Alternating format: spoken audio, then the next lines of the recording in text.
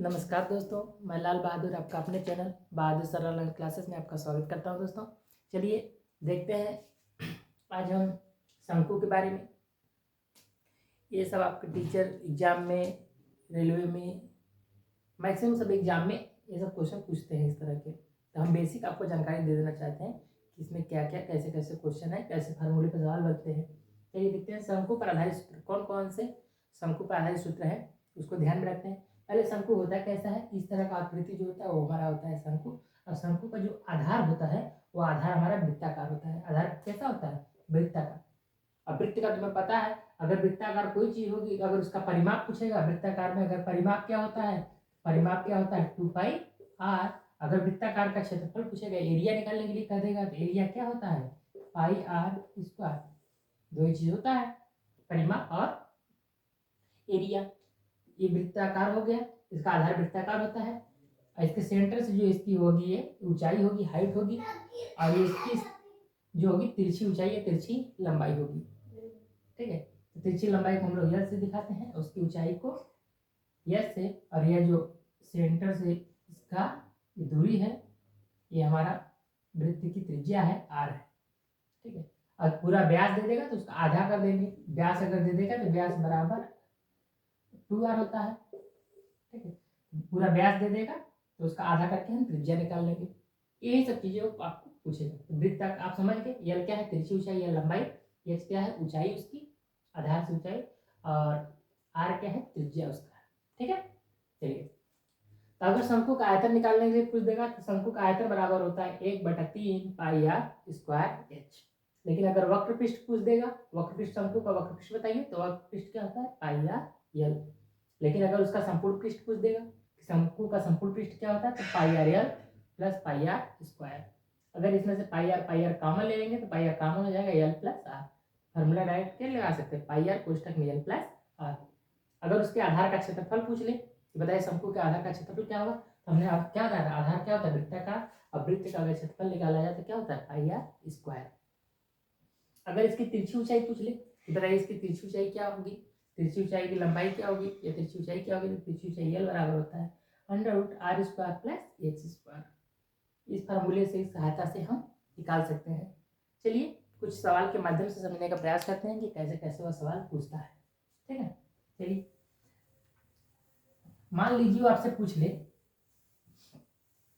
मान लीजिए आपसे पूछ ले क्या सवाल, देखिए मान लीजिए वो सवाल आपसे पूछ ले एक शंकु की त्रिज्या 5 सेमी है, तो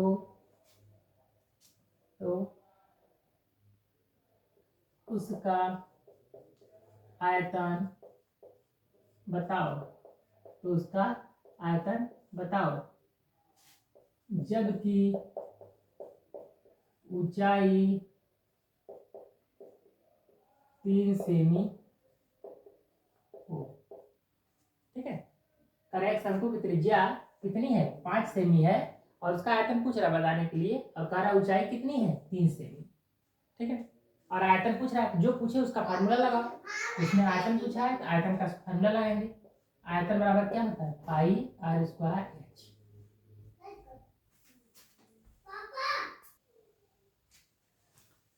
देखिए आयतन क्या होगा πr²h।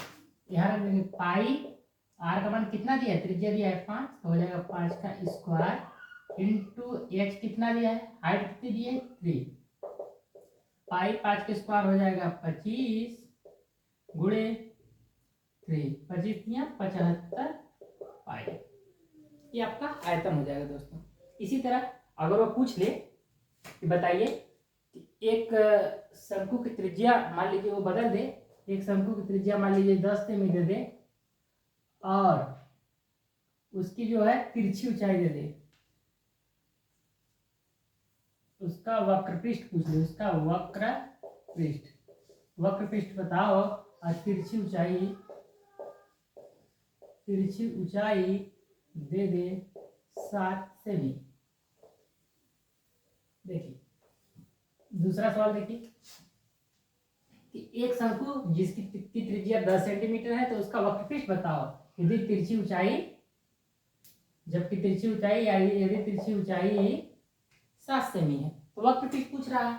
तो वक्रपृष्ठ का फार्मूला क्या होता है? वक्रपृष्ठ बराबर क्या होता है? पाई आर एल।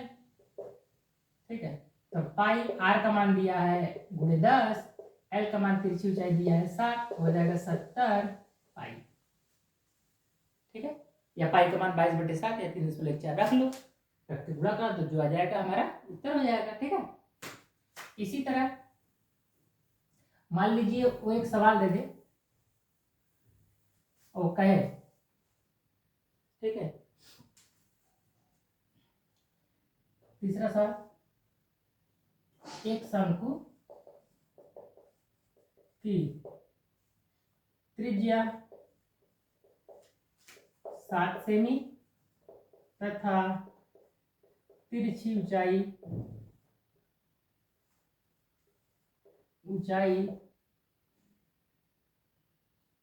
10 सेमी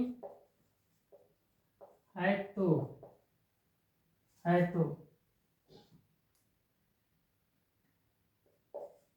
ऊंचाई बताओ, पूछ लेगा ऊंचाई बताओ। दूसरा चीज पूछ ले रहा है कि उसका संपूर्ण पृष्ठ बता दो,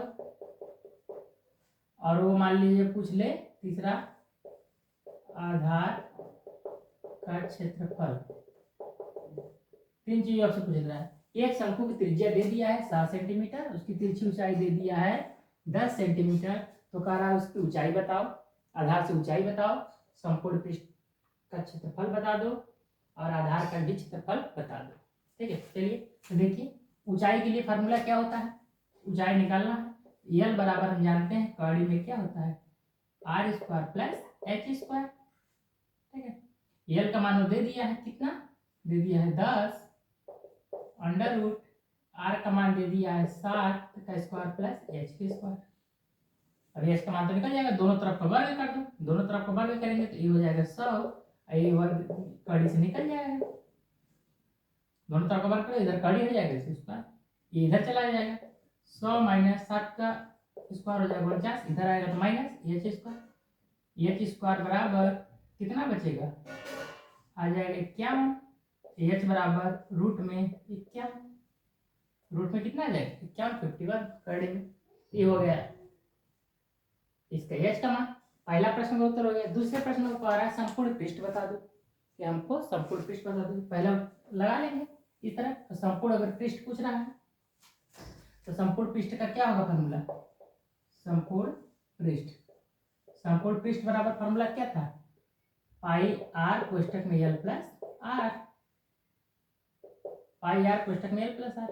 पाई आर का मान कितना दिया है? 7, तो हो जाएगा 7 × 7, यल 10 प्लस आर दिया है 7, हो जाएगा 7 पाई गुणे 10 7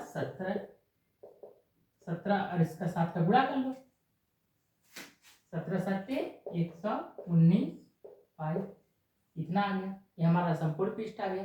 वैसे ही वो पूछ ले आधार का क्षेत्रफल बताओ, संपूर्ण पृष्ठ निकाल लेंगे इस तरह से, और आधार का क्षेत्रफल अगर पूछ रहा है, आधार का क्षेत्रफल बराबर क्या जानते हैं? पाई आर स्क्वायर।